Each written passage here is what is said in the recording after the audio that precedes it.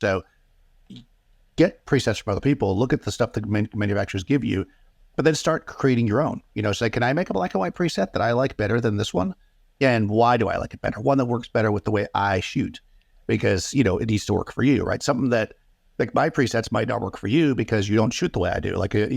And if you have a fairly consistent style, you'll start to realize that even though your images look different, you do things the same. You shoot within the same tonal ranges. It's just the way we are. We build style, and my presets work for me. Like, I can put my black and white presets on most of my images and they'll work totally fine.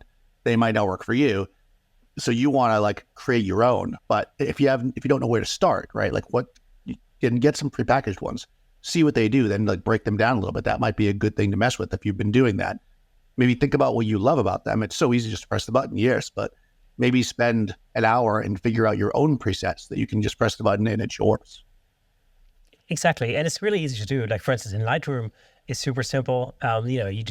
You apply a preset and you can see all the settings, in the sidebar. And so you can start fiddling around with it and adjusting things. So maybe you think, like, okay, well, that's got a little too crazy, but worth lifting the shadows. Maybe we'll bring it down a little bit, whatever. Or you might want to give it a more filmic look and raise the shadow. Who knows? Whatever your thing is. Right. And you can start to dial things in to the point where it works for your own personal sensitivities. That's the thing. And then you can take that as maybe as a foundation to create your own style. As you said, that's always a good way of doing it.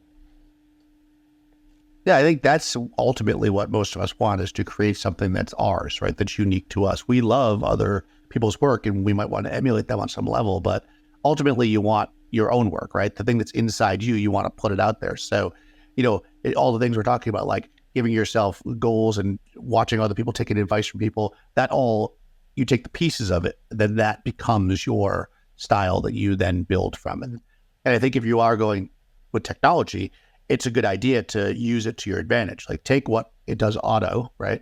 But then, I say auto like a preset, but then modify it for yourself. Like, really start to dig in.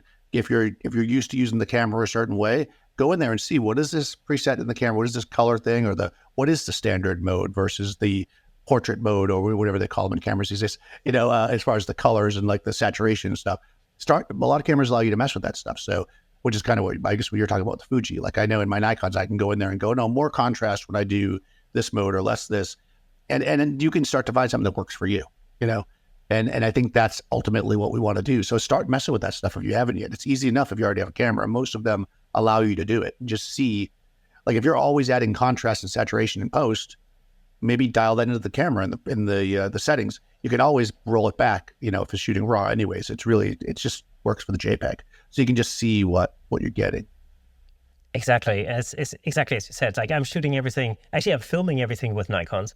And so what I found is that I constantly, in post, I used to make certain changes. Eventually I thought, like, well, actually, why don't I just do this in camera and just, create a preset that works? And that's what it is. So again, it just makes everything more efficient because I don't have to do that in post now. It's literally, I do zero color grading on this anyway. And I used to spend a lot of time just color grading things. But now it's pretty much fine. And it's, even if it's 95% there, I'm happy, because 95% there is absolutely fine. But yeah, it's, and of course you could do the exact opposite from what we were talking about before. And you could actually you could simplify things. So, you could, instead of going out with a camera body and 3 lenses or something, you should say, like, hey, why don't I just take one camera with a fixed lens where I'm limiting myself to 35 mil, focal length or whatever. And that's all I've got. And that's all I've got to shoot. And I'm going to spend all day just shooting with this thing. And then let's see what I can come up with just by doing that. Because it'll teach you a whole bunch of things, like the fact that you have to use your feet to zoom in and out, rather than just being able to. So a lot of the time, I think sort of reducing something down to and simplifying things can actually teach you a whole lot about yourself and about the way that you shoot, and it can have a massive impact on your photography. Sometimes simplification is the key in order to grow in all areas, really. No, I agree with that. And I think just to tag on to that is that when you do that, and you take your 35 millimeter, don't just go out there and shoot what you think 35 millimeters are for, right? Like you try to shoot everything you're going to shoot. Shoot a portrait, shoot a landscape, shoot a whatever, a detailed shot, like a detail of something. The things you wouldn't normally, like, I'd normally use this lens for this. Well, try and see what you can create. Do the portrait, but with a 35. What makes it work better? If you frame it the same as you frame with your 85, it's going to look a lot different. Do you like that? Do you not like it? Do you want to frame it differently? Like, how do we use the negative space? And that will just, don't just go out there and go, oh, it's 35 millimeter. That's perfect for street photography, let's say, and then just shoot street, right? Go and do other things with it, things you wouldn't normally do. I think that's a great way to do it. I love to do that when I travel because I'm very lazy and I don't want to carry anything. I will take like the most minimal kit and I'll just have to shoot everything with it. If I have to shoot something, this is what I got, right? So It really makes you rethink, how you do things. Okay, exactly. I can't, normally I'd zoom in and get a shot of this, but I only have a wide angle lens, or I only have a long lens. Like, how do I do this? Do I want to shoot it in chunks and then put it together in post, do some kind of panoramic later on? Like, think about, again, all right, I only have a 50, but I'd rather have a 28. Can I make that work by going, shooting like a bunch of pictures and putting them together? And think about how you would accomplish it with what you have, and it will make you stretch outside your normal thought process. Oh, absolutely. That's a really good example. So once a year, my local camera club do a thing called a prime lens challenge, where basically you go to some city.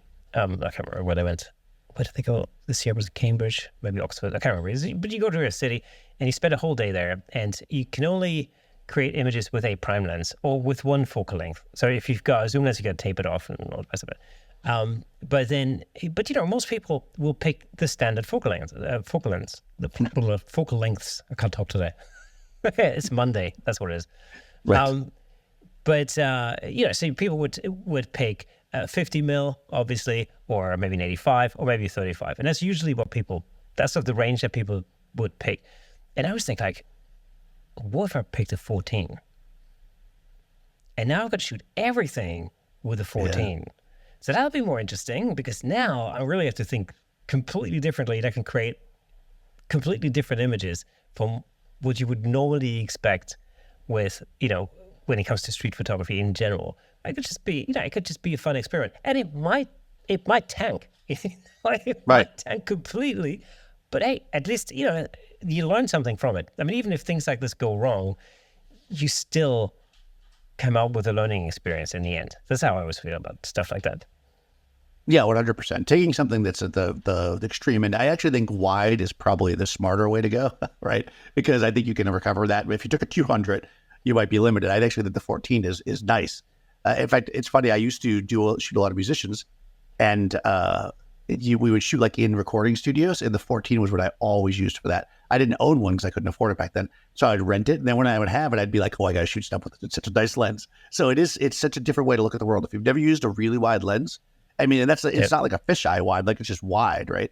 Use a 14. It's crazy. You put it up, and also like I'm looking here, and my eyes can see like my camera and my desk in front of me. At 14, it's like I'm seeing over here. It's like it's so cool.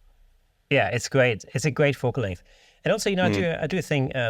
It's a portrait series called 3/8 in a row, again, which I've talked about a lot on this podcast. But the idea with that is it's really, to create kind of quirky portraits that are very cartoonish and a little bit out there and just a little bit different. But in order to bring that across, for me, the natural choice was to go wider, to create something that's very much in the sort of 24 mil range, anywhere between 24 and 28 mil. But what it does is because it ever so slightly distorts facial features, especially because I'm probably only a couple of feet away from the subject's face. You get quite a lot of that distortion, but really it's just the right amount to make things look hyper real and slightly comical. And because everything about these images is a little bit cartoonish, it really works. It's not only the way they dress or the way they pose or whatever, is also actually the focal length that adds to just giving it that slightly cartoonish look. And it works really well. It's just and anybody you talk to when it comes to portrait photography, they'll go like, "Oh yeah, you can't. No, you can't go. You can't use 24 for portrait." Well, actually, yeah, you can. It just depends on what kind of portrait you want to create. I mean, Right, and I think it's really interesting because going back to what we were just talking about, you learn that the 24 is good to make those cool portraits by locking it down and saying, I'm going to walk around with the 24 and shoot everything with it, right? Going back to that idea. If you had put the 24 on and said, okay, I'm going to shoot this 24 for the week, and then you just shot landscapes, you wouldn't learn, look what it does in a portrait. And that's kind of the idea. So if you are going to do the single focal length thing, shoot a variety of things, like shoot the stuff you normally shoot without that, that you don't normally shoot with that wide lens. So if I'm a portrait photographer, which I am, I'm going to shoot portraits with the wide lens, even though it's not normally what I do, because I want to see what it does. Then when you have an idea and you're like, how can I have this slightly distorted look for this comical feel? Oh, a wide angle lens will help me with that because I get real close. Thank you so much for tuning in. If you enjoyed that clip, then press here for the full episode in glorious Technicolor. Hey, and don't forget to subscribe.